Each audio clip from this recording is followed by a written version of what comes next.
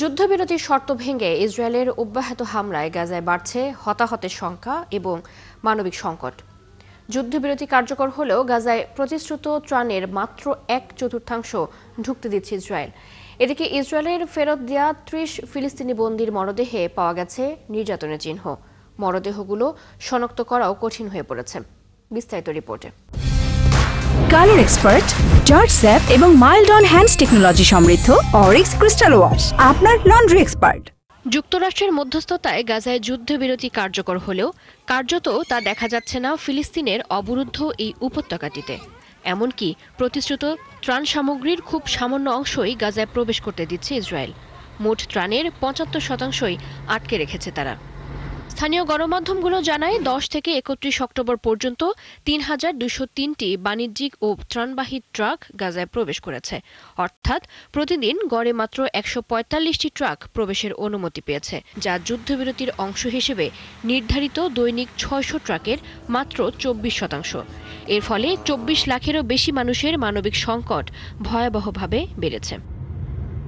এমন অবস্থায় কোনো শর্ত বা বিধি নিষেধ ছাড়াই ত্রাণ প্রবেশের অনুমতি দিতে ইসরায়েলের ওপর চাপ প্রয়োগ করার জন্য মার্কিন প্রেসিডেন্ট ডোনাল্ড ট্রাম্প সহ যুদ্ধবিরতি চুক্তির মধ্যস্থকারীদের প্রতি আহ্বান জানিয়েছে গাজাবাসী।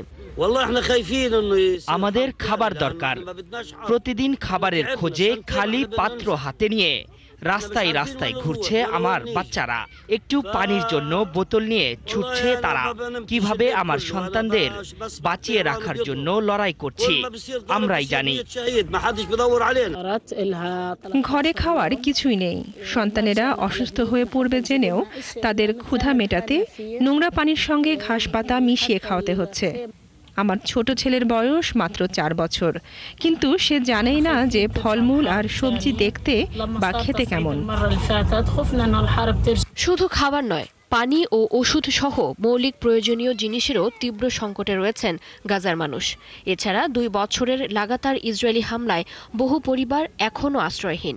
ঘরবাড়ি ও পুরো এলাকা ধ্বংস হয়ে যাওয়ায় অনেকেই এখন দিন কাটাচ্ছেন খোলা আকাশের নিচে।